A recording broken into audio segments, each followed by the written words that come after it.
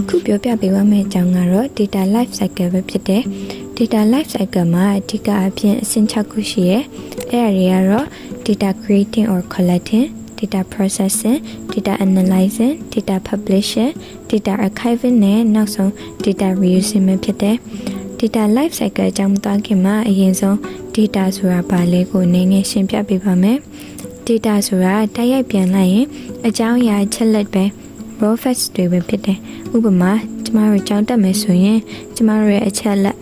နာမည်မွေးတက္ကရာမိဘအမည်စာတိအဲ့ဒါတွေက data တွေပဲဖြစ်တယ်ဆိုတော့ data life cycle ဆိုတာဘာလဲ data life cycle ဆိုတာက data တစ်ခုစတင်ဖန်တီးခြင်းစုဆောင်ခြင်းကနေစပြီးတော့တစ်ဆင့်ချင်းစီနောက်ဆုံး data reusing အထိလှုပ်ဆောင်ရမယ့်အရာတွေကိုစနစ်တကျတိကျမှန်ကန်စွာစီမံခန့်ခွဲခြင်းကိုဆိုလိုတယ်အဲ့ဒါကိုလှုပ်ဆောင်ရခြင်းရဲ့အဓိကရည်ရွယ်ချက်ကတော့အရေးအသွေးမြင့်မားတဲ့ data တစ်ခုကိုထုတ်လုပ်ပေးဖို့ဖြစ်တယ်အဲ့လိုရည်အသွေးကောင်းမွန်တဲ့ data ကိုရရှိဖို့အတွက်အဆင့်တစ်ခုချင်းစီမှာလှုပ်ဆောင်ရမယ့်ချက်လက်တွေကိုတေချာဂရုစိုက်လှုပ်ဆောင်ပေးဖို့လိုအပ်တယ်နံပါတ်1 data creating or collecting data life cycle ကိုကျမတို့ဖွင့်9ကနေပြီးတော့0 level တွေများအတွက်တမကအားလုံးနားလည်လွယ်အောင်အမိုက်ကောက်တဲ့သူအမိုက်စတင်ကောက်ယူမှုကနေတစ်ဆင့်ပြီးတစ်ဆင့်နောက်ဆုံးပြန်လည်အသုံးပြုတဲ့အဆင့်ထိဥပမာနဲ့ရှင်းပြပေးသွားမှာဖြစ်ပါတယ်ပထမဆုံး data ပြုလုပ်ခြင်းသို့မဟုတ်ကောက်ယူခြင်းကိုသွားပါမယ်အမိုက်ကောက်တစ်ယောက်ကအမိုက်ပုံလမ်းဘေးအမိုက်ပုံစတဲ့နေရာတွေမှာအမိုက်တွေစတင်ကောက်ယူရပဲထားပါစို့ပလတ်စတစ်နဲ့ဆိုင်တဲ့ကော်တွေဘူးခွန်တွေအမိုက်မျိုးစုံကိုကောက်ယူခြင်းကို data collecting ဆိုပြီးမှတ်ယူကြပါစို့အဲ့အချက်ကပထမဆုံး data life cycle မှာစတင်လှုပ်ဆောင်ရတဲ့အချက်ပဲဖြစ်ပါတယ်အဲ့ဒီနောက်ဒုတိယအချက်ဖြစ်တဲ့ဆက်လက်လှုပ်ဆောင်ရမယ့် processing အပိုင်းကိုသွားပါမယ်နံပါတ်1 data processing ဒုတိယအချက်ဖြစ်တဲ့ data processing ကိုဘယ်လိုဆက်လက်လှုပ်ဆောင်လဲဆိုတော့အဲ့ track collector အမိုက်ကောက်တဲ့သူကသူကောက်လို့ရတဲ့အမိုက်အလုံး plastic ဘူးကိုမျိုးစုံကိုတစ်ခုချင်းစီအမျိုးအစားလိုက်ပုံစံလိုက်တတိချာချာတီးခြားခွဲခြားထားရှိရ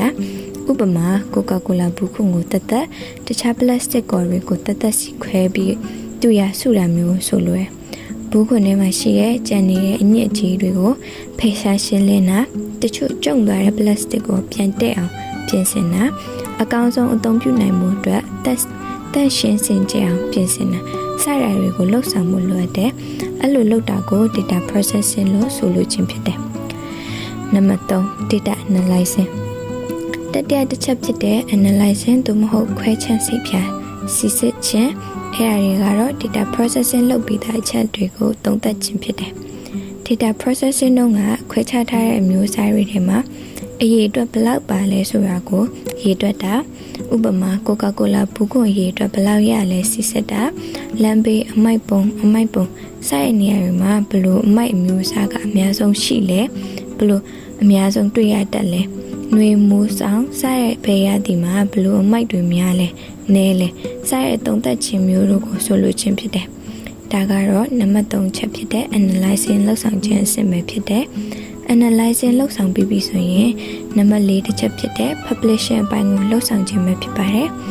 data publishing ထုတ်ဝေခြင်းဖြန့်ချီခြင်းခွဲခြားပြီးသားပစ္စည်းတွေကို plastic ဘူးခုမျိုးစုံကို recycle buyers ဝယ်ယူသူဝယ်တိုင်းတွေစီကိုပြန်တင်ပြပေးပို့ရရဲ့အဲကနေတဆင့်ပြန်လည်ပြုပြင်ထုတ်လုပ်တဲ့စက်ရုံ recycling factory ဒါမှမဟုတ်ပုံမူချီမားတဲ့ကုန်သည်တဦးစီကိုရောင်းချတာသို့မဟုတ်ပေးပို့တာက data publishing ဖြစ်တယ်ဝယ်တိုင်းကခွဲထားတဲ့ plastic ဘယ်လောက်တန်ဖိုးရှိလဲဘယ်အမျိုးအစားကဘယ်လောက်ပါလဲစတဲ့စရင်းအေး data တွေကိုပြန်လည်ပြုပြင်ထုတ်လုပ်မဲ့စက်ရုံကိုပေးပို့တာရောင်းချတာတွေကို data ထုတ်ဝေခြင်းလို့သတ်မှတ်လို့ရတယ်နံပါတ်5 data archiving data မှတ်တမ်းထိန်းသိမ်းခြင်းထုတ်ဝေပြီးတဲ့ data ဒါမှမဟုတ်ပစ္စည်းတွေကိုချက်ချင်းမလိုအပ်ပေမဲ့လည်းအနာဂတ်မှာပြန်လည်အသုံးပြုဖို့စည်ရင်းစစ်ဖို့ဒါမှမဟုတ်စီမင်းစည်းကမ်းတွေလိုက်နာဖို့အတွက်ရေရှည်သိမ်းဆည်းထားခြင်းမှတ်တမ်းတင်ခြင်းတို့ကိုဆိုလိုခြင်းဖြစ်တယ်။ဥပမာအားဖြင့် trash collector က plastic စက်ရုံဒါမှမဟုတ်ဝယ်တိုင်းကိုလက်ရှိရောင်းချလိုက်တဲ့ဘူးခွင့်တွေရဲ့အရေးအတွက်အမျိုးအစားနဲ့ရောင်းချတဲ့စီးနှုန်းစတဲ့မှတ်တမ်းတွေကိုလွယ်လွယ်ကူကူမဖြတ်စီပဲစည်ရင်းစရာနဲ့နှစ်ရှည်လများသိမ်းဆည်းထားတာကလည်း data archive ပဲဖြစ်တယ်။ဥပမာဘယ်လိုမျိုးလဲဆိုရင် လအလိုက်တော်၎င်းနှစ်စဉ်လိုက်တော်၎င်း6လဒါမှမဟုတ်တစ်နှစ်ကြာပြီးနောက်ယခုလနှစ်အတွင်းထုတ်လုပ်လိုက်တဲ့ plastic မျိုးစုံရဲ့ပမာဏအရေးအတွက်စသဖြင့်ပြန်ကြည့်ဖို့သိသိထားတာဖြစ်တဲ့ data reusing data ပြန်လည်အသုံးပြုခြင်းအရင်ကစုဆောင်စီစစ်သိသိထားတဲ့ data ဒါမှမဟုတ်အချက်အလက်တွေကိုအသစ်တော်ရည်ရွယ်ချက်တွေလုပ်ငန်းအစီအစဉ်တွေသို့မဟုတ် data life cycle ကိုပြန်လည်စတင်မှုအတွက်အသုံးပြုခြင်းကိုဆိုလိုတယ် trash collector ဥပမာအားဖြင့်မှတ်တမ်းထိန်းသိမ်းထားတဲ့ archive လွန်ခဲ့တဲ့9နှစ်တာရဲ့စာရင်းဇယားတွေကိုပြန်လည်ထုတ်ယူပြီးတော့သုံးသပ်တာ data အတွင်းကောက်ခံရရှိ plastic အမိုက်ပမာဏ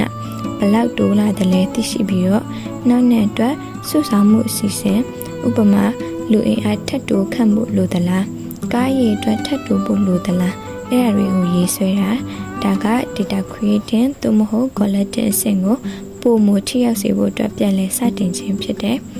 ဝယ်ယူရရှိတဲ့ plastic တွေမှာဘယ်ပစ္စည်းကလိုအပ်ချက်နည်းနေလဲဆိုတာကိုသိရှိပြီးတော့နောက်တစ်ချိန်ဝယ်ယူတဲ့အခါမှာဈေးနှုန်းကိုညှိနှိုင်းတာ decision making အတွက်ပြန်လည်အသုံးပြုခြင်းလည်းဖြစ်ပါတယ်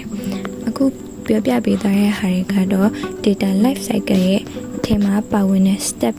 6ခုပဲဖြစ်ပါတယ်ဒီဗီဒီယိုကိုကျမတို့ group 5ကနေတင်ဆက်ထားတာဖြစ်ပြီး group member 6ယောက်ပါဝင်ပါတယ် group member တွေကတော့ So Blessing Min, So Blue Boy 2, So Bruce Nada-te, Jalai Del, Nokiri Tujo နဲ့ Chan Pong တို့ဖြစ်ပါတယ်ဒီဗီဒီယိုလေးကိုကြည့်ချင်အပြင် data life cycle ရဲ့အခြေခံသဘောတရားလေးတွေကိုတော့နားလည်သွားမယ်လို့မျှော်လင့်ပါတယ်ကျေးဇူးတင်ပါတယ်